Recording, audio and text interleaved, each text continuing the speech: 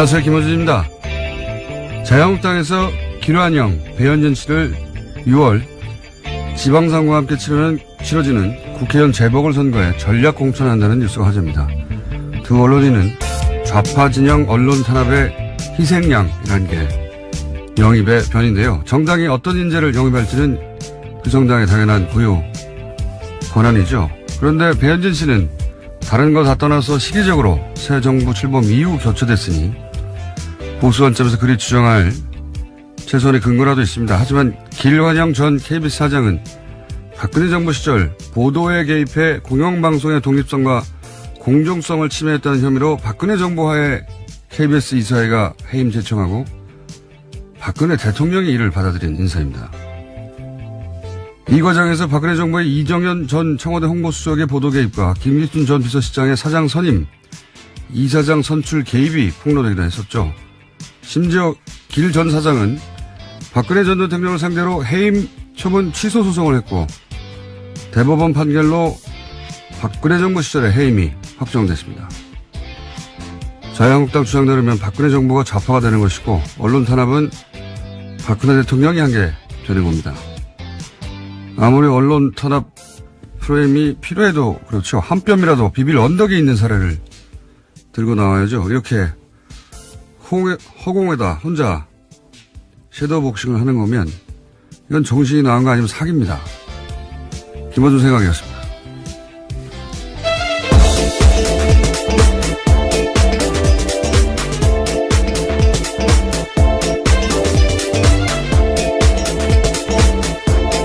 시사인의 김은지입니다. 이 사례는 너무 웃겨요. 예. 네, 세월호 보도로 굉장히 당시 문제가 됐었었는데요. 그것들이 기화가 되어서 해고가 되기까지 했었습니다. 그러니까요. 그래서 그 김환영 전 사장은 박근혜 대통령을 상대로 소송을 했어요. 예. 그리고 박근혜 대통령 시절에 해임이 확정이 되고 맞는 사례를 좀 들고 나왔으면 좋겠습니다. 비슷한 사례라도. 첫 번째 뉴스는 뭡니까? 네, 정우영 청와대 국가안보실장과 서훈 국가정보원장이 2박 4일 동안 방미 일정 시작했습니다. 대북 특사 다녔던 두 사람은 오늘 첫 일정으로요.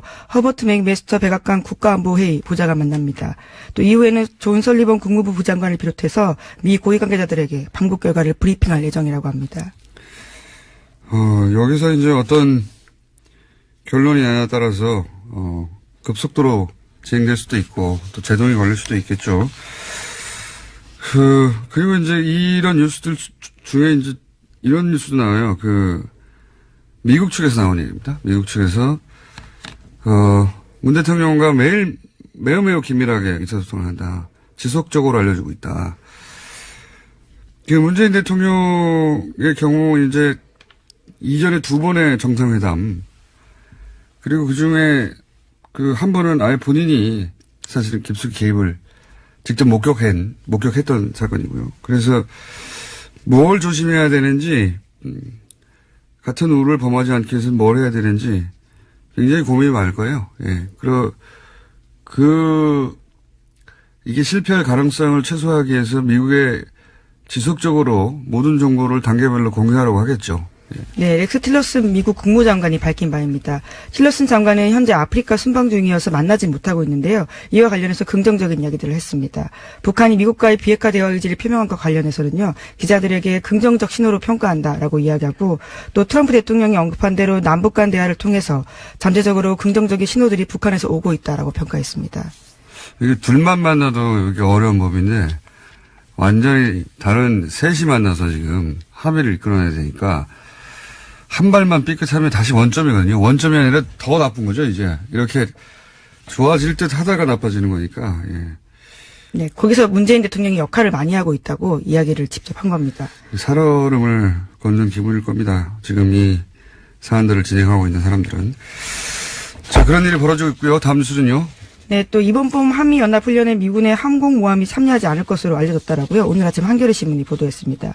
군 소식통을 인용한 건데요. 한미연합훈련에는 미 항공모함이 참여하곤 했는데 이번 키리졸브 연습, 독수리 훈련 때는 오지 않는 것으로 결정됐다라고 말했습니다. 그렇군요. 네, 이례적인 상황이라고 그렇죠. 합니다. 미국에서도 이 시점에 굳이 긴장을 더 강화하는 걸 원하지 않겠죠. 예. 네, 다만 이 소식통에 따르면요, 미군은 전략자산의 훈련 참여 여부는 오래전에 결정된 거라서 이번에 최근 정적 이유는 아니다라고 밝히고 있다고는 합니다. 미국도 자존심이 있죠. 이렇게 말해야죠. 원래 예전부터 결정됐던 거라고.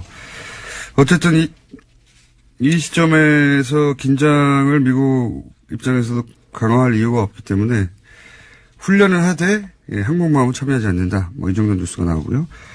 자, 다음 뉴스는요. 네, 관련된 소식 하나만 더 전해드리면요. 대북 특사단의 1박 2일 방북 뒷이야기도 나왔습니다. 4월 말 정상회담 성사 등 정부가 특사단 방북 후에 발표한 6개 항목에 대해서요. 문재인 대통령 제안을 김정은 북한 노동당 위원장이 수용하는 방식으로 정해졌다라고 합니다. 청와대 핵심 관계자에 따르면 지난 6일 김정은 위원장이 특사단과 접견하는 데서 얼마 지나지 않아서 시작한 말인데요. 어려움을 잘 알고 있다, 이해한다라는 이야기를 먼저 꺼냈다라고 합니다. 김여정 부장 왔을 때, 그때 전달이 된 거라고 하고, 그러니까 미리 간 거죠. 예, 미리 간 것에 대해서 이제 어떤 반응을 보일지 모르니까 정의용 안보실장이 어떤 말을 하느냐에 따라서 이제, 시나리오를 가지고 갔다는 거 아닙니까? 다양한 준비를 했을 텐데요. 예. 마인드맵을 그렸겠죠. 이럴 경우 저렇게. 근데 그냥, 먼저 얘기를 꺼내서 다 수용해버렸다는 거니까, 한편으로는 김정은 체제가 불안정할 것이다. 나이가 너무 어리기 때문에 그런 뉴스가 참 오랫동안 있었거든요. 근데 북한 체제를 완전히 장악한 걸로 보입니다. 그냥. 네, 시작부터 일사천리로 진행됐다라고 합니다. 자, 다음 뉴스는요. 네, 이명박 전 대통령 관련된 소식입니다. 2007년 대선을 전후해서 이명박 전 대통령 최측근 5명이 모임을 만들어서 불법 정치자금을 받았다라고요. 어제 저녁 KBS가 보도했습니다. 당선 축하금을 미리 받을 목적으로 만들어진 모임이라는 게 검찰의 판단인데요. 여기 멤버로는 송정호 전 법무부 장관, 최시중 전 방송통신위원장, 천신일 세종나무 회장이 있고요. 또 이성득 전 의원과 김백준 전 기획관이 전담이었습니다. 5인 수금단이죠. 수금단. 너무 웃기지 않습니까? 이게 당선이 되지 않았는데 매우 준비됐어요. 보니까 역시 네, 당선 수금단. 3주 전부터 예, 이렇게 수금단. 움직였다는데요. 동문 2명이네요. 동문. 예, 동문이 있습니다. 송정호 전 장관하고 천신일 회장은 동문이고 한 사람은 집사고 한 사람은 형이고 한 사람은 멘토라고 불리는 분이 최시중. 예. 방통위원장. 역할 분담을 해서 이제 여러 군데서 돈을 동시다발로 받았다는 거 아닙니까? 네, 예. 인맥을 활용해서 돈을 낼 기업체를 골랐고요. 그런 다음에 개별적으로 수금을 해서 전담 마크했다라고 합니다. 이때 이제 뉴욕 자가가 등장하는 거고요. 그 외에 대버그룹 성동조선해양 이런 등장하는데 재벌급이 아니다 보니까 처음 듣는 회사들이 대버그룹이나 성동조선해양은 어떤 회사입니까? 네, 다들 그래도 중견 회사입니다. 그래서요, 우리가 흔히 휴게소라고 알려져 있는 휴게소에 굉장히 많은 것들을 가지고 있고요. 예. 예. 대버그룹이 이런 네, 거. 건설사이기도 합니다. 성동조선해양도 분야에서 중요한 그렇죠. 회사군요. 예.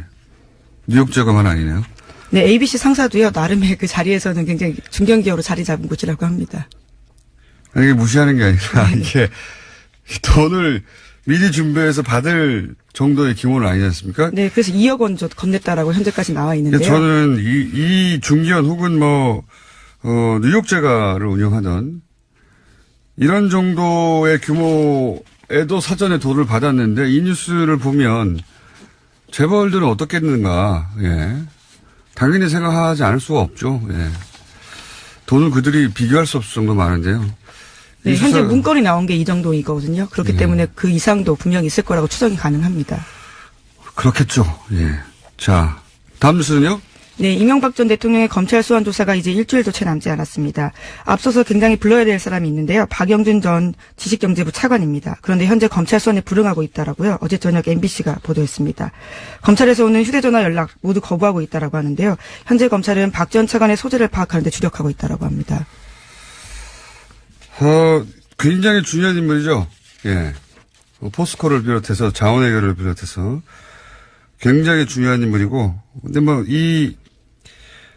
박영준 전 차관이 오지 않더라도 혐의 입증은 가능하다고 이제 검찰은 판단하고 있는 것 같고. 네, 자신하고는 있지만요. 대선 당시에 아까 말씀드렸던 그 5인 네트워크에서 이상득 전 의원이 모금한 돈을 사용하는 데 관여했다는 의혹을 받고 있습니다. 이상득 전 의원 비서관 출신이니까요. 자, 다음 순요. 네, 이명박 전 대통령이 다스에서 만든 비자금 중에서 수십억 원을 2007년 대선에 사용했다라고요. 오늘 아침 한국일보가 보도했습니다. 검찰은 다스가 1990년대 중반부터 조직적으로 조성한 비자금 300억 원 중에서요. 10억 원을 MB 캠프에 유입된 사실을 포착했다라고 합니다. 이것은 모두 이명박 전 대통령 지시였다라고 하는데요. 최근에 이와 관련해서 검찰은 김희중 전 청와대 제1부속실장을 비공개 소환했다라고 합니다. 그렇겠죠. 예, 이것도 뭐 예상 가능한 뉴스입니다. 이제 소환이 얼마 남지 않았기 때문에 좀 더 구체적인 뉴스가 점점 더 많이 나오겠죠. 예, 지금은 이제 대선 당시에 소위 이제 당선 축하금 혹은 비자금 대선 관련해서 그 뒷돈들을 뉴스가 지금 나오는 중인 겁니다. 자, 다음 뉴스는요. 네, 대검찰청 차장검사를 지냈던 정동기 변호사가 이명박 전 대통령의 변호인단에 참여하는 것이 변호사법 위반이라는 주장이 있습니다. 이에 대해서 대한변호사협회가 유권 해석에 돌입했는데요. 정 변호사는요, 대검 차장이었던 시절에 2007년 당시 대선 후보자 신분이었던 이명박 전 대통령의 BBK 도곡동 땅 의혹 사건에 대해서 무혐의 결론을 지휘한 바가 있습니다. 아, 이게 정말 웃긴 뉴스입니다, 이게. 예. BBK, 2007년 때 수사를 한 게 아니라 지휘했다라는 예, 변호를 했다라고 볼 수 있는 겁니다. 방어를 했다. 당신은 검찰에서 이명박 후보를 수사했던 사람이거든요. 직접 수사를 했던 건 아니고 지휘를 했던 사람이긴 합니다. 그렇게 다 아는 거죠, 당연히. 네. 그런데 이분이 당시 이제 처음에는 도곡동 땅이 제3자의 것으로 보인다고 하는 1차 검찰의 발표가 있었고, 그때부터 난리가 났었죠. 예, 난리가 나자. 특검이 출발했죠. 예. 근데 이제 이 정동기 전 검사 현 변호사가 도곡동 땅이 이명박의 차명재산이라고 볼 증거가 없다라고 말을 해줌으로써 이명박 전 대통령, 이명박 후보 시절에 앞길을 터준 사람이거든요. 검찰인데. 그분이 지금 이제 변호사가 됐다는 거죠. 예. 그때부터 변호사가 아니었을까 싶어요, 저는.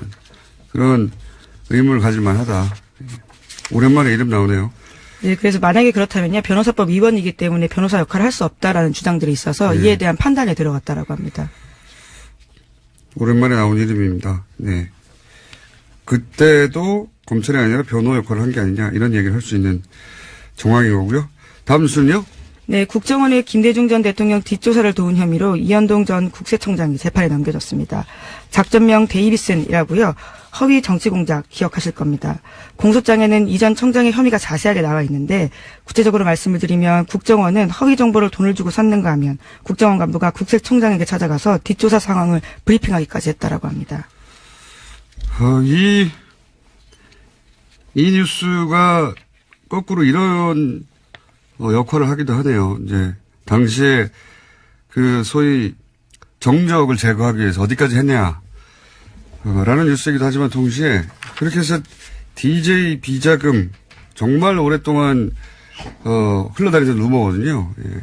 그리고 이제 미국의 그 김대중 전 대통령의 자녀들이 비밀 계좌가 있다라는. 비밀 비자금을 무슨 건물을 샀다는 이런 얘기 저도 오랫동안 들어왔거든요. 그런 루머에 대해서 확인하기 위해서 돌아다녔다라는 건데요. 다 확인하지 못했다라고 합니다. 헛소문으로 결론을 내렸다는 게 결론이네요. 예. 국세청과 국정원이 나섰는데 그렇다고 합니다. 자, 다음 수는요. 네. 심지어 국정원 대북 공작 국장이요. 국세청장실에서 도표까지 그려가면서 작전 상황을 브리핑하기도 했다라고 합니다. 그러니까요. 이게 이제 가장 강력한 사정기관들이 이걸 잡아내서, 예, 김대중 전 대통령을, 모욕하고 사실은 기회로 삼아서 뭔가 끝장을 내고 싶어 했던 거죠. 근데 안 나왔던 거죠. 예. 그런 사건입니다. 자, 시간이 별로 없어서 한두 개 정도 짚고 넘어갈게요. 예. 네, 안희정 전 충남도지사의 기자회견이 어제 오후 3시에 예정돼 있었는데요. 기자회견 2시간 앞두고 갑자기 취소했습니다. 그러면서 자신을 빨리 검찰 소환해달라고 주장했습니다. 이건 이제 정치인으로서 정치적 입장 발표가 무의미하다라는 판단을 한 것 같고, 예, 사실은 그게 무의미하죠. 자연인으로 법률 대응만 남았다, 뭐, 이렇게 판단한 것 같아요. 예. 그런 국면입니다. 안 지사는. 그런 국면이고. 그 얘기 나오니까, 이런 생각이 듭니다. 원래 바로 민의로 넘어가야 되는데, 요즘 대한민국에 사는 모든 남성이 아주 복잡한 생각을 하고 있거든요. 여성들도 그렇겠지만. 그중 몇 가지만 얘기하면은, 이게 남성이 태생적 기득권인 측면이 있단 말이죠. 근데 그게 남자들은 스스로 이 점을 깨닫기 되게 어려워요. 왜냐면은, 남성 중심 사회에서 자기가 노력하지 않고 선천적으로 받은 거기 때문에 인식할 기회조차가 없거든요. 물론 저도 남자이기 때문에 당연히 포함해서. 그런 생각을 하는 계기가 되지 않았을까. 뭐 그런 생각도 들고, 저는. 그러니까 태어나면서부터 거꾸로 얘기하면 사회 구조적인 약자였단 말이죠, 여성들이. 그동안 사회 구조적으로 느꼈을 공포를 남자들이 유사 체험하는 기회다. 많이 느끼고 계시는 건가요? 아니, 그거는 누구를 막론할 게 없어요, 남자들은. 이 사안이 사회적으로 미치는 영향이 엄청나기 때문에, 저는 이제, 여자가 아니기 때문에 느낄 수 없는 한계가 있잖아요, 당연히. 물론 뭐, 거꾸로, 여자도 남자가 아니기 때문에 남자가 어떻게 느끼는지 모를 테지만, 이제 그 현상들을 보면서, 저뿐만 아니라, 남자라면, 뉴스가 어마어마한 뉴스 아닙니까? 계속해서. 이게 유사 체험하는 거구나. 그러니까, 인류 역사에서 굉장히 근본적이고 가장 오래된 선천적으로 불균형했던 젠더 문제가, 이런 식으로 균형을 잡아가는 매우 드문 기회다. 뭐 그런 생각도 하고요. 이런 생각을 할 기회 자체가 남자들한테 없거든요. 기본적으로. 왜냐하면, 주어진 거였기 때문에 그런 생각할 기회 자체가 없는 거예요. 미투가 가져온 성과가 있다면 평소 그렇게 생각할 필요가 없는 부분을 생각하게 하는 거죠. 예.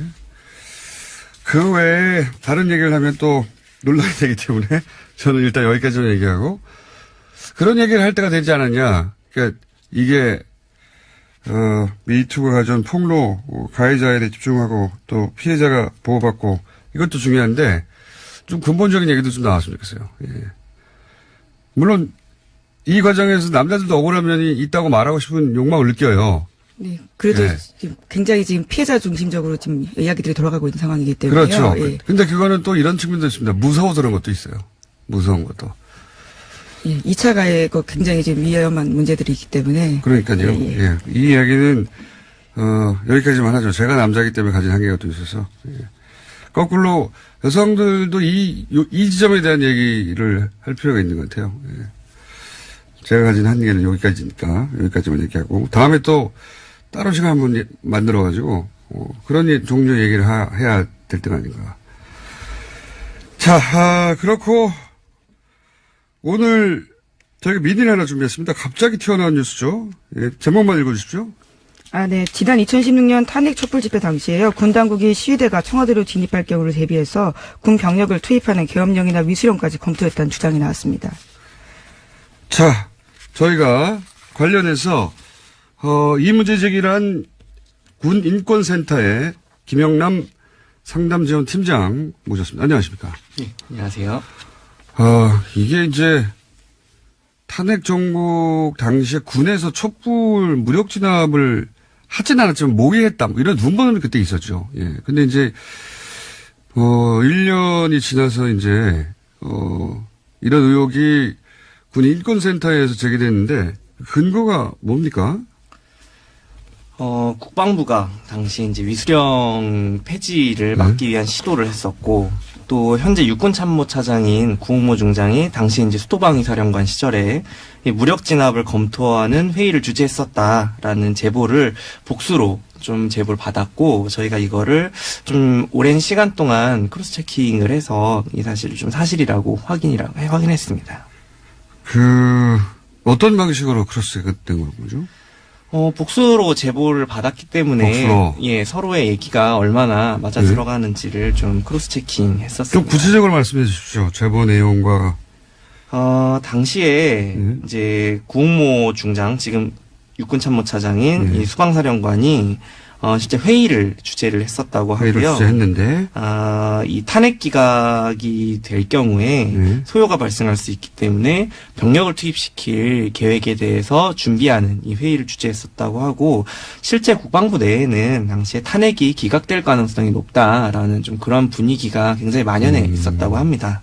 그러니까 탄핵이 기각되면 군을 투입한다. 한마디로 말하면 그거네요. 네, 그렇습니다. 그런데 그거보다 더 나아가서 탄핵이 기각되기 전에 군을 투입한다. 이런 얘기가 제보가 된 건 아니죠. 네, 그 부분은 이제 어제 그 MBC에서 또 보도가 된 부분이 있는데요.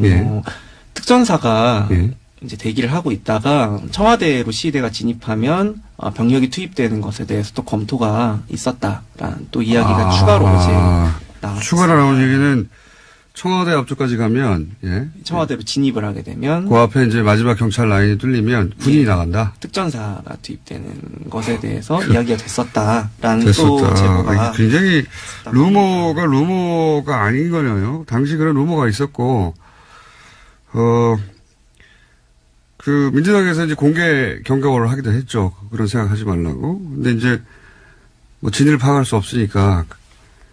진위가 아니라 그 저간의 사정 왜 그런 말을 하는지 파악할 수 없으니까 넘어갔는데, 혹시 이거 자체를 반박하는 제보는 없습니까? 믿고 싶지 않을 정도의 뉴스인데. 특전사 투입하고 뭐 군이 무력 진압을 하면 이거는 인명 사고가 나죠. 당연히. 예, 그렇죠. 군인데.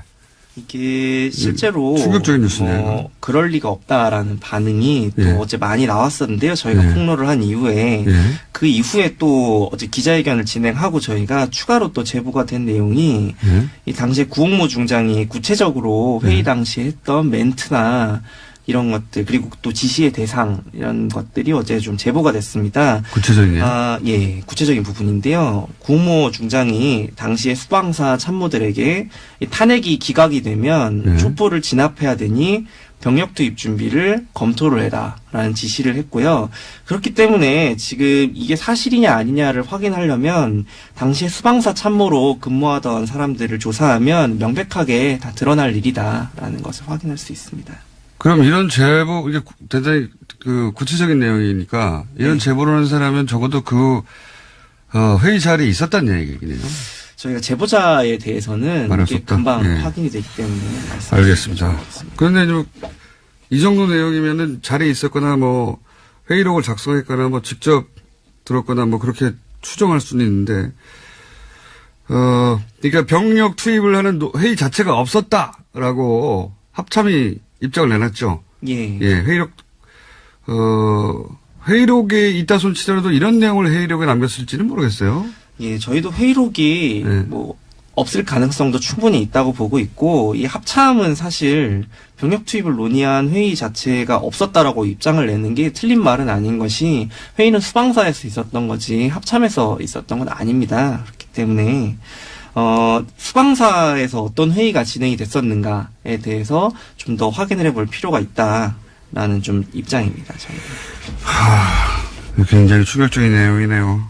이거 군이 자체적으로 스스로 군을 투입할 회의를 했다는 거는 구테타거든요. 그냥. 예, 친위 구테타라고 좀 볼 수가 있죠. 친위 구테타죠. 이건 군이 왜 이런 고민을 합니까? 당시 대통령 대행도 있고, 대통령만 직무를 수행하지 못했을 뿐이지 시스템으로 돌아가고 있는데 왜 군이 이걸 나섭니까?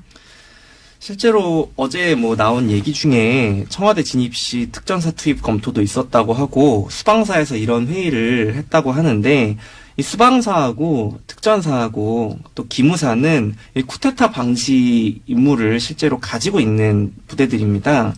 근데 이 쿠데타 방지에 관련돼서는 청와대 경호실이 또 원래는 관리를 하게 돼 있는데요. 그렇다면 이 회의에, 수방사에서 열린 회의에 연관이 돼 있는 사람은 어디까지인가, 또 보고는 어디까지 됐는가도 차후에 충분히 밝혀내야 될 부분이라고 좀 보고 있습니다. 위수령 얘기가 나오는 건 왜 그렇습니까? 위수령 관련해가지고. 현재 이 탄핵 소추안이 그때 가결이 된 이후에 예. 이철희 의원실에서 예. 당시에 그 계엄령이나 이런 논의들도 예. 많이 그 경고가 되고 했던 뭐 상황이 계엄령 얘기도 막 나왔죠. 예. 근데 위수령 얘기가 왜 나오죠? 위수령을 폐지하는 것에 대해서 국방부에 질의를 합니다. 2차례. 네. 그거에 대해서 이 위수령은 주무부서가 합참이기 때문에 합참에서 국방부로 보고를 하게 돼 있거든요. 질의 회신을 하려고. 예.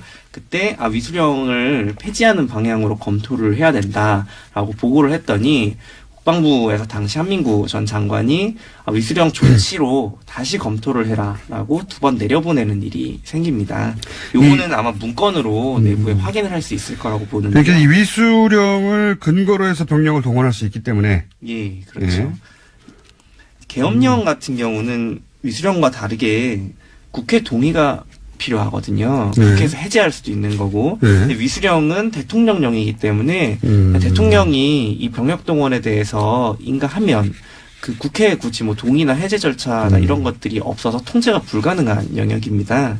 그렇기 때문에 이 위수령은 이전에 박정희 정부에서도 그 독재 정권 정권 연장을 위한 이런 수단으로 되게 악용이 되었던 부분이거든요. 그렇겠죠. 예. 네. 당연히 그러니까 그 대통령이 국회 동의 없이 병력을 동원할 수 있는 법적 근거가 위수령이기 때문에 네. 위수령을 근거로 해서 군이 투입될 수 있다.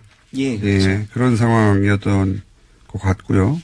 그리고 이 이야기를 당시 수방사령관이 회의를 주재해서 논의를 하고 있었다. 수방사령관이 실제로 이런 내용들에 근거해서 무력 진압이나 또는 병력 투입에 대해서 얘기한 것인데 이거에 대한 근거가 될 수 있는 건 위수령밖에 당시 없었고 그렇기 때문에 이 두 위수령 폐지를 반대하는 것과 국방부가 관련 있는 거 아니냐. 회의를 주재한 것에 연관성이 있을 수밖에 없다라고 좀 보고 있습니다. 이거 두 갈래로 앞으로 조사를 해야 되겠네요. 하나는 이 위수령을 근거로 누군가가 군을 동원하라고 수방사령관에게 지시하였거나, 그죠? 혹은 그게 아니라면 당시 수방사령관, 국방부 중장이 자체적으로 이런 판단을 하였거나, 둘 중에 하나밖에 없잖아요? 네. 그러니까 둘 다 엄청난 일인데, 이게 근데 조사만 가지고 밝혀지겠습니까? 이 당사자들이 지금 현역 아닌가요? 당사자들 중에 이제 구홍모 중장 같은 경우는 지금 현직 육군 참모차장입니다.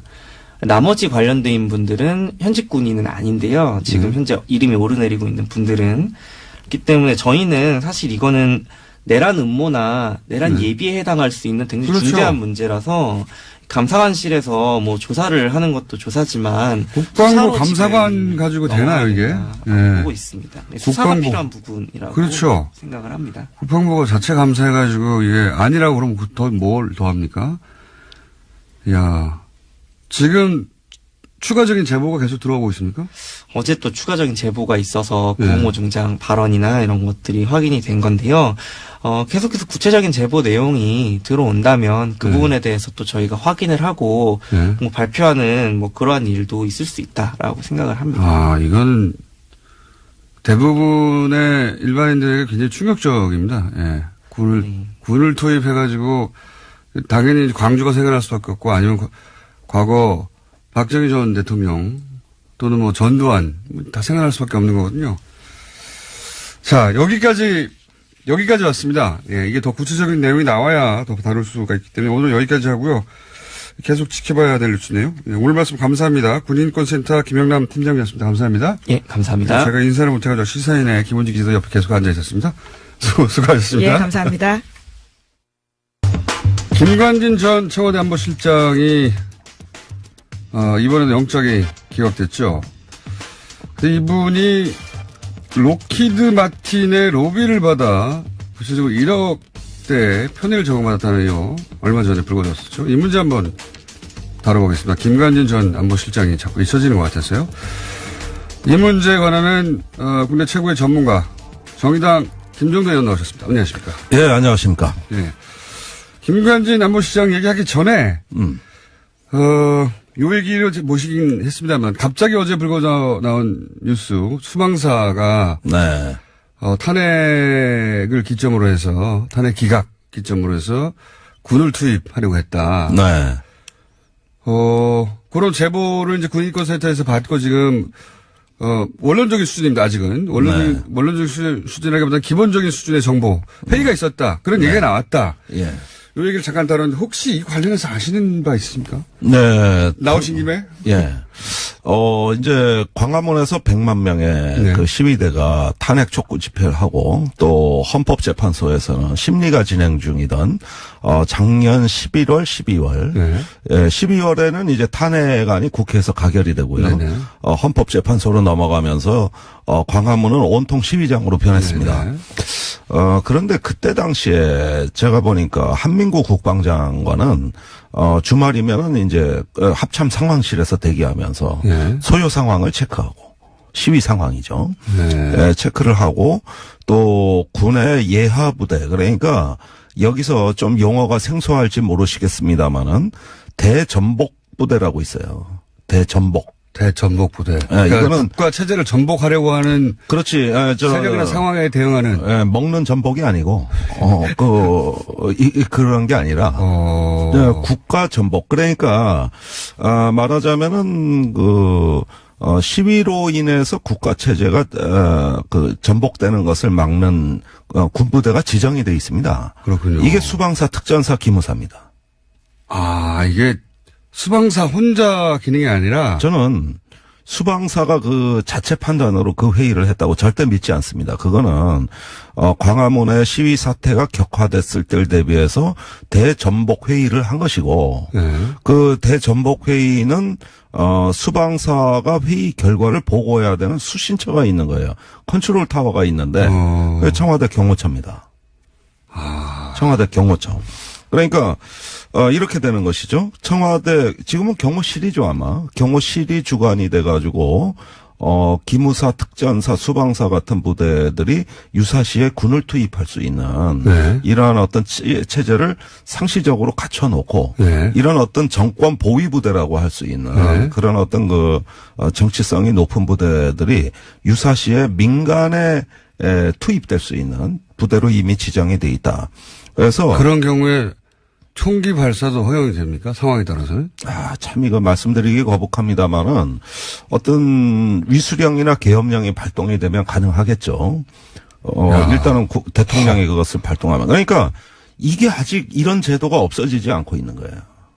이게 과거에 박정희 때 만든 위수령, 또 네. 계엄제도 이런 것들이 아직도 군의 그 임무와 기능으로 남아있는 겁니다. 그래서 국방부의 기능을 보면은 첫 마디가 국가를 보위하고 네. 이렇게 나가거든요. 국가 보위는 맞지만 정권 보위잖아, 이거는. 그러니까 정권 보위인데 이것이 어떤 격화돼서 무정부 사태가 될 경우에 군은 대비하겠다. 촛불이 무슨 무정부 사태입니까? 매우 질서 있고 아무런 사고도 없었는데. 아무런 것도 없어요. 100만 명이 모였는데 유리창 한 장 안 깨졌습니다. 그러니까요. 예. 이렇게 거대한 군중이 모였는데 거의 폭력 사태 없이 질서정연하게 사실은 80년 광주도 그랬어요, 원래는. 그런데 이거를 불안하게 보고 소요 사태라고 보고 국가가 전복되는 그러니까 요인이라고 국가 전복이 과대 해석을 하는 게 정치 개입하는 첫 번째 경로죠. 자기를 국가로 보니까 그런 건데. 예. 네. 네. 그래서 특정 정치 집단이 이건 국가 위기 사태라고 정권 위기인데. 그렇습니다. 그렇게 판단해서 군을 투입시킬 수 있는 법적 근거가 있고. 네. 그리고 수방사에서 그런 회의가 있었다면 그것은 수방사뿐만 아니라 특수사 기무소가 다 관여했을 수밖에 없는 체제고.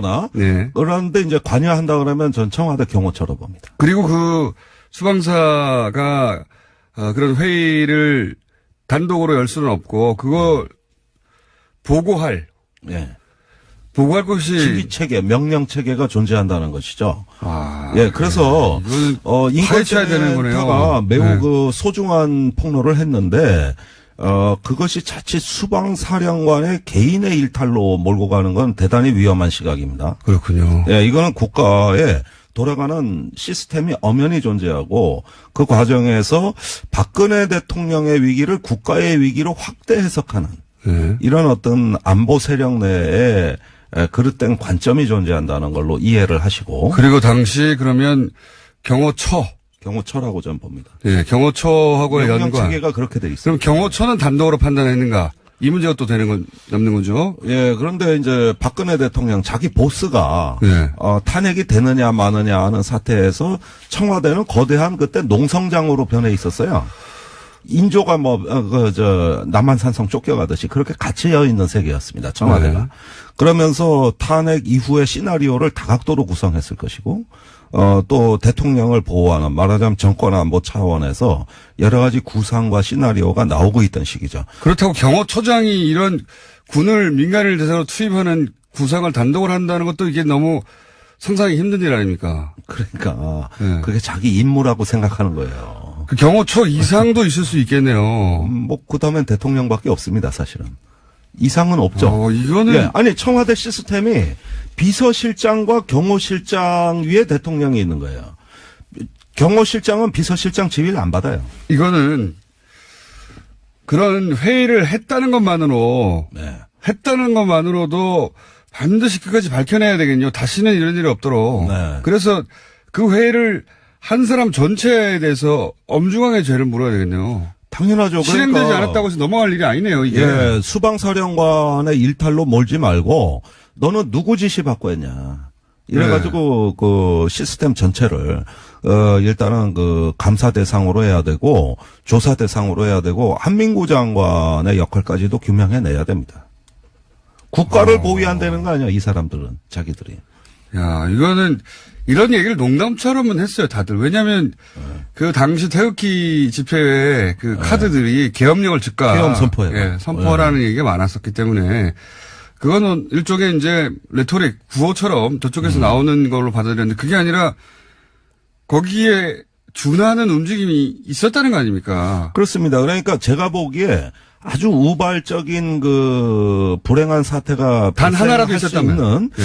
이런 대목은 뭐냐 하면은 당시 주말 시위에 대해서 법원에서 그 청와대 근방까지 행진을 허용했어요. 그렇죠. 점점점 그 접근 거리가 짧아졌죠. 예. 네. 그래가지고 그 총리 공간 앞까지 갑니다. 예, 예. 거기가 이제 청와대 초입이에요. 맞습니다. 그 앞에까지 가는데 만약에 그때 법원이 그 행진을 허락하지 않고 시위대는 행진을 시도하면서 네. 그 청와대로 들어가는 길목인 동십자각, 예. 그 광화문이 이렇게 크게 네네네. 보이는 그 동십자각 앞에서 만일에 그 충돌이 벌어졌을 때 예. 이때가 아주 위험한 상황이 초래됐을 겁니다. 하다못해 그- 한두 사람이 뭐 이렇게 넘어가 버렸다든가. 예. 그 동십자각이 예. 87년 6월 항쟁 때 군의 발포선이었어요. 거기가 뚫리면은 발포한다였죠. 근데 당시에 그 지점이 뚫리지 아니하고 예. 그 군에선 발포가 없이 된 건데 그때 이번에 수방사와 했던 유사한 회의가 있었던 겁니다. 그때 군에서 정한 가이드라인이 네. 그걸 넘어서 청와대로 진입하면 실탄 발사한다 했어요. 그러면 우리가 아는 평화적 6월 항쟁이 아닙니다. 네. 그때는 전혀 다른 양상, 뭐 4.19 혁명 비슷한 양상이 됐을 거예요. 그렇죠. 예, 이번에도 그러면 군은 대단히 똑같은 불행한- 판단을 한 거네요. 그런데 이번에 공교롭게도 법원이 아니 그 행진 안 한다는 게 말이 되냐 하고 허락을 해주니까 법원 판결을 받고 그 동십자각을 넘어선 것이죠. 네. 그래가지고 그 총리공간 앞까지 진출을 했는데 거기서 저지선이 이제 형성이 됩니다. 경찰 위주로 돼가지고 그런데 그 만약에 법원이 그걸 허용하지 않았다면은 또 사태는 어떻게 전개됐을까? 시위대는 또 어떻게 행동했을까? 이런 점들은 우리가 무수히 이제 경우의 수로 그 봐야 더욱 되는 무서운 것이죠. 거는요. 예. 그 아주 일반적으로 자연 발생적으로 이제 모인 그런 시위대가 아니라 그런 분들이 뭐 예를 들어 차량을 뛰어넘어서 갈 일이 없는데 그때 상황에서는 네. 만들어서 예. 그렇게 의도적으로 차량을 넘어가고 막 이렇게 흥분시키는 그런 시위대를 투입했다고 상상해 보면 그것도 끔찍하네요. 그래서 이번에 그 광화문 촛불 시위가 아주 저는 위대한 시민의 무혈, 명예혁명이라고 이야기하는 것이 그겁니다. 그 많은 군중들이 100만 명의 시위가, 촛불 시위가 이렇게 평화적이고 질서정연하게 또 합법적으로 그 목적을 성취했다는 건 정말 우리 대한민국이 복받은 나라예요. 천운에 있는 겁니다. 천운이. 아슬아슬했네요. 네. 지금 수방사 회의, 기무사 특전사 이런 얘기 나오고 경호처 얘기 나오고 발포 얘기 나오니까 네. 정말 아슬아슬한 선을 타고 왔다고 생각이 듭니다. 지금 다시 되돌아보다가. 아니, 87년엔 계엄령 직전까지 갔었어요. 그때 조금만 더 사태가 악화됐으면은 80년 광주와 비견되지 않는 참극이 벌어질 상황이 얼마든지 가능했습니다. 그리고 이번에도 그런 어떤 몇 가지 접점이 평화적으로 해소됐기에 망정이지. 우리가 이런 수방사 회의 사례를 보면서 좀 유념해야 될 거는 이제 군의 대전복, 예. 소요 사태에 대한 어떤 군의 임무 기능은 완전히 근원적으로 재검토해야 됩니다. 안 그러면 위험 요인을 항상 안고 있다는 걸 명심해야 돼요. 저는 이 회의했다는 자체, 예, 지금 회의 자체를 부인하고 있는데 네.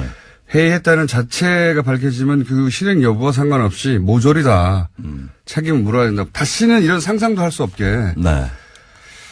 근데 우리 주제는 김관진인데 이게 경호실 개혁부터 저는 해야 된다. 이 얘기 길어져가지고 김관진 전 진짜 이렇게 빠져나가면 안 되는데. 아니 글쎄 그분은 잘 빠져나가셔.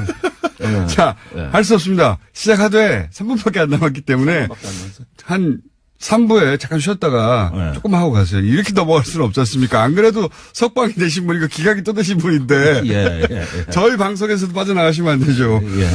자, 김관진 전 안보실장이 로키드 마틴에서 1억 받았다. 이런 이야기 아셨죠, 사실? 로키드 마틴에서 1억을 받은 게 아니라 국내 업자한테 네. 1억을 받았는데 그게 로키드 마틴에 일을 해주는 컨설팅 업체를 통해서 김관진한테 갔다. 그렇죠. 예. 요 얘기니까 예. 자꾸 우리가 얘기를 잘못하니까 잘 빠져나가는 거예요. 하여튼 맨 뒤에는 로키드 마틴이 있는 거 아닙니까? 네, 로키드 마틴하고 관련성이 있죠. 그런 이야기는 이미 진작에 아셨죠?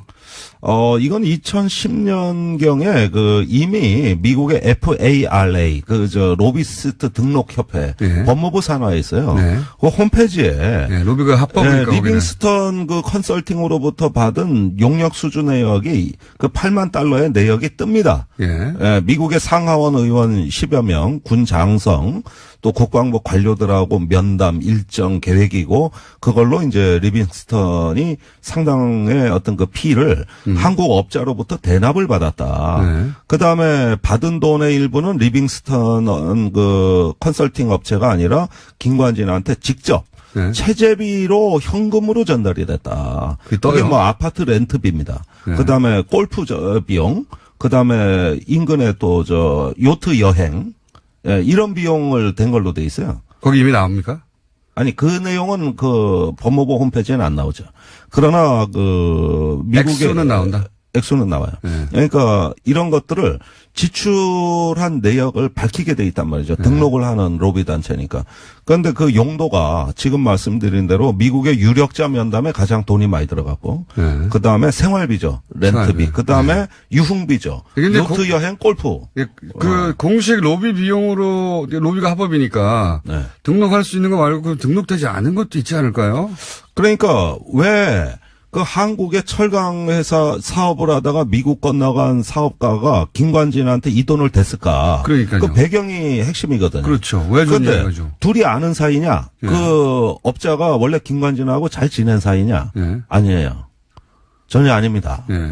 그 업자를 김관진한테 소개해준 제3의 인물이 또 존재하는데 이분이 이제 건설 브로커를 하는 국내 이모 씨로 돼 있고 육사 38기 출신의 예비역 중령으로 재향군인의 군인공제회에 어떤 자금을 움직이는 능력을 가진 일종의 에이전트 브로커입니다. 자세히 하시는군요. 예, 그분이 나중에 군공사를 수주해서 김관진 당시 전 합참의장이 장관으로 왔을 때 예. 특혜를 받습니다. 아하, 그렇게도 연결이 되고. 그렇습니다. 세상에 공짜가 없는 법이니까요. 공짜는 없죠. 그러니까 네. 재향군인이나 군인공제회 같이 이렇게 예비역 장교들의 어떤 스폰을 받아서 어떤 차기 장관감으로 관리된 사람이에요. 김관진은. 요거 말고도 또 다른 혹시 지금은 밝힐 수 없지만 사례들이 있습니까? 아니, 뭐, 이런 스폰서로 얽힌 그 사회 내막은 복잡하지만, 제가 그, 대통령이, 있군요. 당시에 박근혜 대통령이, 예. 김관진 장관이 이제 부임하고 난 뒤에, 아니, 점점 재밌어지는데, 이 왜 시간에. 로키드에 관심을 갖게 됐는가? 왜 이 로키드? 내막은, 그러니까, 로키드, 요거, 3부에서. 3부에서. 예. 3부에서 뵙겠습니다. 안녕하세요, 김호준입니다. 자유한국당에서 김환영, 배현진 씨를 6월 지방선거와 함께 치러지는 국회의원 재보궐선거에 전략 공천한다는 뉴스가 화제입니다. 두 언론인은 좌파 진영 언론 탄압의 희생양이라는 게 영입의 변인데요. 정당이 어떤 인재를 영입할지는 그 정당의 당연한 고유 권한이죠. 그런데 배현진 씨는 다른 거 다 떠나서 시기적으로 새 정부 출범 이후 교체됐으니 보수 관점에서 그리 주장할 최소한의 근거라도 있습니다. 하지만 길환영 전 KBS 사장은 박근혜 정부 시절 보도에 개입해 공영방송의 독립성과 공정성을 침해했다는 혐의로 박근혜 정부 하에 KBS 이사회가 해임 제청하고 박근혜 대통령이 이를 받아들인 인사입니다. 이 과정에서 박근혜 정부의 이정현 전 청와대 홍보수석의 보도 개입과 김기춘 전 비서실장의 사장 선임, 이사장 선출 개입이 폭로되기도 했었죠. 심지어 길 전 사장은 박근혜 전 대통령을 상대로 해임 처분 취소 소송을 했고 대법원 판결로 박근혜 정부 시절에 해임이 확정됐습니다. 자유한국당 주장대로면 박근혜 정부가 좌파가 되는 것이고 언론 탄압은 박근혜 대통령이 한 게 되는 겁니다. 아무리 언론 탄압 프레임이 필요해도 그렇죠. 한 뼘이라도 비빌 언덕이 있는 사례를 들고 나와야죠. 이렇게 허공에다 혼자 섀도우 복싱을 하는 거면 이건 정신이 나간 거 아니면 사기입니다. 김어준 생각이었습니다.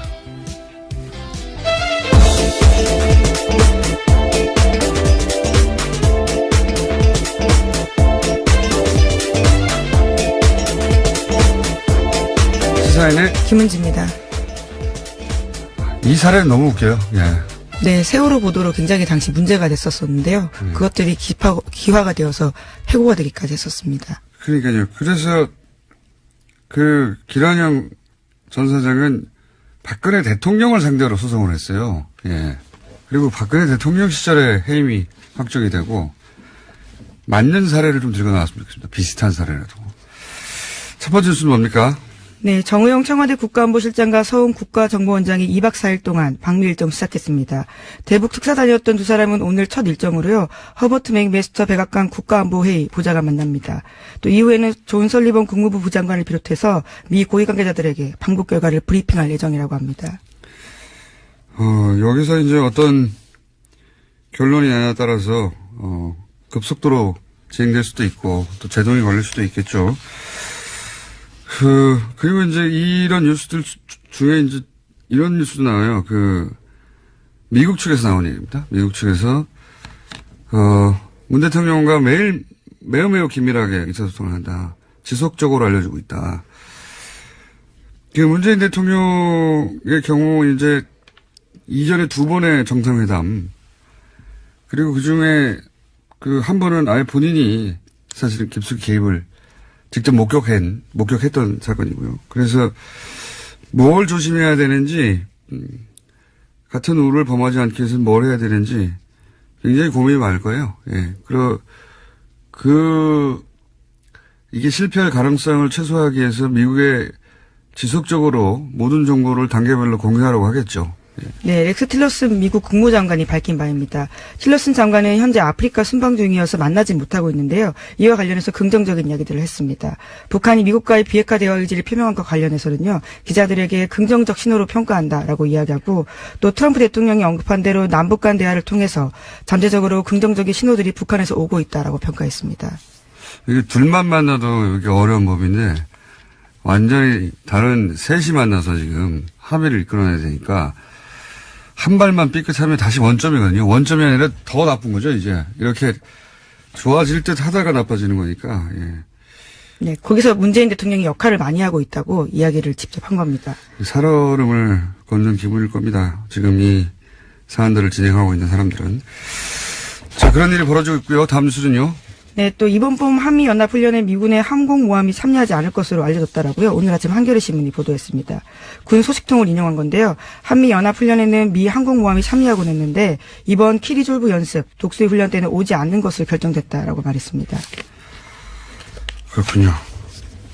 네, 이례적인 상황이라고 그렇죠. 합니다. 미국에서도 이 시점에 굳이 긴장을 더 강화하는 걸 원하지 않겠죠. 네. 네, 다만 이 소식통에 따르면요. 미군은 전략자산의 훈련 참여 여부는 오래전에 결정된 거라서 이번에 최근 정적 이유는 아니다라고 밝히고 있다고는 합니다. 미국도 자존심이 있죠. 이렇게 말해야죠. 원래 예전부터 결정됐던 거라고. 어쨌든 이 시점에서 긴장을 미국 입장에서도 강화할 이유가 없기 때문에 훈련을 하되 항공모함은 참여하지 않는다. 이 정도 뉴스가 나오고요. 자, 다음 뉴스는요. 네, 관련된 소식 하나만 더 전해드리면요. 대북 특사단의 1박 2일 방북 뒷이야기도 나왔습니다. 4월 말 정상회담 성사 등 정부가 특사단 방북 후에 발표한 6개 항목에 대해서요. 문재인 대통령 제안을 김정은 북한노동당 위원장이 수용하는 방식으로 정해졌다라고 합니다. 청와대 핵심 관계자에 따르면 지난 6일 김정은 위원장이 특사단과 접견하는 데서 얼마 지나지 않아서 시작한 말인데요. 어려움을 잘 알고 있다, 이해한다라는 이야기를 먼저 꺼냈다라고 합니다.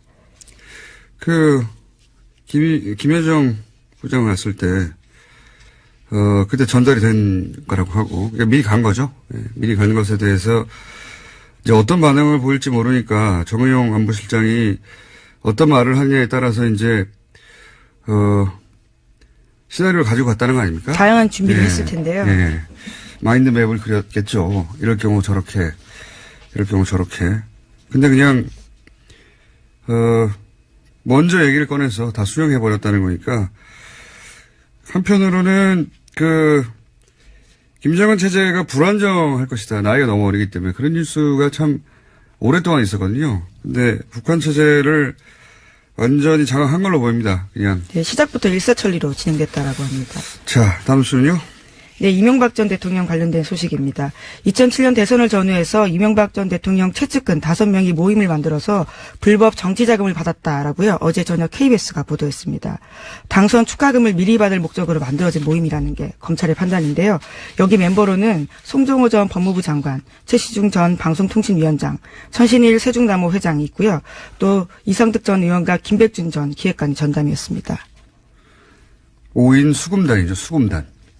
그게 너무 웃기지 않습니까? 이게 당선이 되지 않았는데 매우 준비됐어요. 보니까 역시 네, 당선 수금단. 3주 전부터 예, 이렇게 움직였다는데요. 동문 2명이네요. 동문. 네, 동문이 있습니다. 송정호 전 장관하고 천신일 회장은 동문이고 한 사람은 집사고 한 사람은 형이고 한 사람은 멘토라고 불리는 분이 최시중. 예. 방통위원장.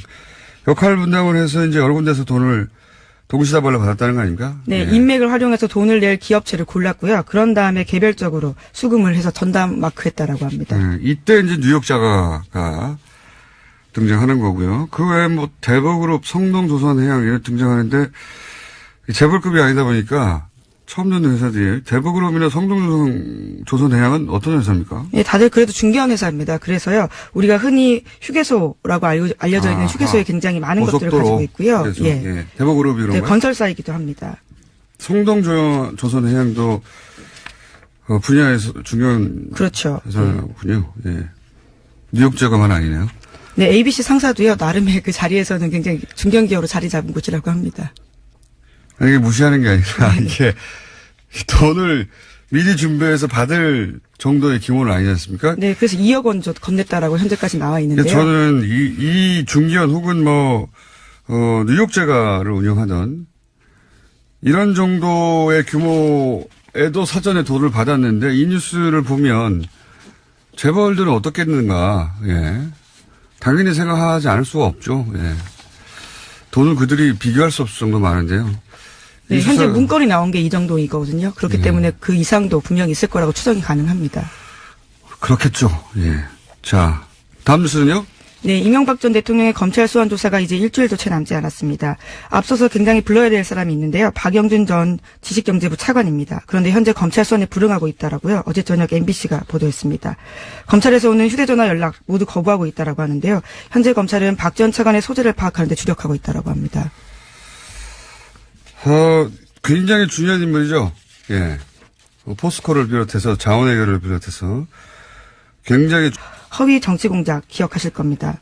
공소장에는 이전 청장의 혐의가 자세하게 나와 있는데 구체적으로 말씀을 드리면 국정원은 허위 정보를 돈을 주고 샀는가 하면 국정원 간부가 국세청장에게 찾아가서 뒷조사 상황을 브리핑하기까지 했다라고 합니다. 이 뉴스가 거꾸로 이런 역할을 하기도 하네요. 이제 당시에 그 소위 정적을 제거하기 위해서 어디까지 했냐. 라는 뉴스이기도 하지만 동시에 그렇게 해서 DJ 비자금 정말 오랫동안 흘러다니던 루머거든요. 예. 그리고 이제 미국의 그 김대중 전 대통령의 자녀들이 비밀 계좌가 있다라는 비밀 비자금을 무슨 건물을 샀다는 이런 얘기 저도 오랫동안 들어왔거든요. 그런 루머에 대해서 확인하기 위해서 돌아다녔다라는 건데요. 다 확인하지 못했다라고 합니다. 헛소문으로 결론을 내렸다는 게 결론이네요. 예, 국세청과 국정원이 나섰는데 그렇다고 합니다. 자, 다음 수는요. 네. 심지어 국정원 대북 공작 국장이요. 국세청장실에서 도표까지 그려가면서 작전 상황을 브리핑하기도 했다라고 합니다. 그러니까요. 이게 이제 가장 강력한 사정기관들이 이걸 잡아내서 예, 김대중 전 대통령을 모욕하고 사실은 기회로 삼아서 뭔가 끝장을 내고 싶어 했던 거죠. 근데 안 나왔던 거죠. 예. 그런 사건입니다. 자, 시간이 별로 없어서 한두 개 정도 짚고 넘어갈게요. 예. 네, 안희정 전 충남도지사의 기자회견이 어제 오후 3시에 예정돼 있었는데요. 기자회견 2시간 앞두고 갑자기 취소했습니다. 그러면서 자신을 빨리 검찰 소환해달라고 주장했습니다. 이건 이제 정치인으로서 정치적 입장 발표가 무의미하다라는 판단을 한 것 같고, 예. 사실은 그게 무의미하죠. 자연인으로 법률 대응만 남았다, 뭐, 이렇게 판단한 것 같아요. 예. 그런 국면입니다. 안 지사는 그런 국면이고. 그 얘기 나오니까, 이런 생각이 듭니다. 원래 바로 민의로 넘어가야 되는데, 요즘 대한민국에 사는 모든 남성이 아주 복잡한 생각을 하고 있거든요. 여성들도 그렇겠지만. 그중 몇 가지만 얘기하면은, 이게 남성이 태생적 기득권인 측면이 있단 말이죠. 근데 그게 남자들은 스스로 이 점을 깨닫기 되게 어려워요. 왜냐면은, 남성 중심 사회에서 자기가 노력하지 않고 선천적으로 받은 거기 때문에 인식할 기회조차가 없거든요. 물론 저도 남자이기 때문에 당연히 포함해서. 그런 생각을 하는 계기가 되지 않았을까. 그런 생각도 들고, 저는. 그러니까 태어나면서부터 거꾸로 얘기하면 사회 구조적인 약자였단 말이죠, 여성들이. 그동안 사회 구조적으로 느꼈을 공포를 남자들이 유사 체험하는 기회다. 많이 느끼고 계시는 건가요? 아니, 그거는 누구를 막론할 게 없어요, 남자들은. 이 사안이 사회적으로 중요한 인물이고, 근데 박영준 전 차관이 오지 않더라도 혐의 입증은 가능하다고 이제 검찰은 판단하고 있는 것 같고. 네, 자신 알고는 있지만요. 대선 당시에 아까 말씀드렸던 그 5인 네트워크에서 이상득 전 의원이 모금한 돈을 사용하는 데 관여했다는 의혹을 받고 있습니다. 이상득 전 의원 비서관 출신이니까요. 자, 다음 수는요? 네, 이명박 전 대통령이 다스에서 만든 비자금 중에서 수십억 원을 2007년 대선에 사용했다라고요. 오늘 아침 한국일보가 보도했습니다. 검찰은 다스가 1990년대 중반부터 조직적으로 조성한 비자금 300억 원 중에서요. 10억 원을 MB 캠프에 유입된 사실을 포착했다라고 합니다. 이것은 모두 이명박 전 대통령 지시였다라고 하는데요. 최근에 이와 관련해서 검찰은 김희중 전 청와대 제1부속실장을 비공개 소환했다라고 합니다. 그렇겠죠. 예, 이것도 뭐 예상 가능한 뉴스입니다. 이제 소환이 얼마 남지 않았기 때문에 좀 더 구체적인 뉴스가 점점 더 많이 나오겠죠. 예. 지금은 이제 대선 당시에 소위 이제 당선 축하금 혹은 비자금 대선 관련 뒷돈, 해서 그 뒷돈들을 뉴스가 지금 나오는 중인 겁니다. 자, 다음 뉴스는요. 네, 대검찰청 차장검사를 지냈던 정동기 변호사가 이명박 전 대통령의 변호인단에 참여하는 것이 변호사법 위반이라는 주장이 있습니다. 이에 대해서 대한변호사협회가 유권 해석에 돌입했는데요. 정 변호사는요, 대검 차장이었던 시절에 2007년 당시 대선 후보자 신분이었던 이명박 전 대통령의 BBK 도곡동 땅 의혹 사건에 대해서 무혐의 결론을 지휘한 바가 있습니다. 아, 이게 정말 웃긴 뉴스입니다, 이게. 예. BBK, 2007년 때 수사를 한 게 아니라, 지휘했다라는. 예, 변호를 했다라고 볼 수 있는 겁니다. 방어를 했다. 당신은, 검찰에서 이명박 후보를 수사했던 사람이거든요. 직접 수사를 했던 건 아니고 지휘를 했던 사람이긴 합니다. 그렇게 다 아는 거죠, 당연히. 네.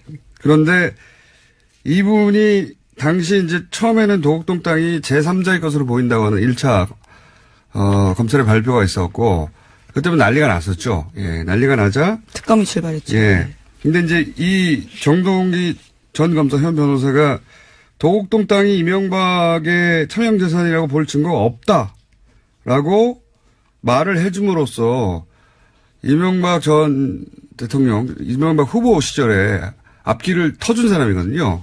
검찰인데. 그분이 지금 이제 변호사가 됐다는 거죠. 예. 그때부터 변호사가 아니었을까 싶어요, 저는.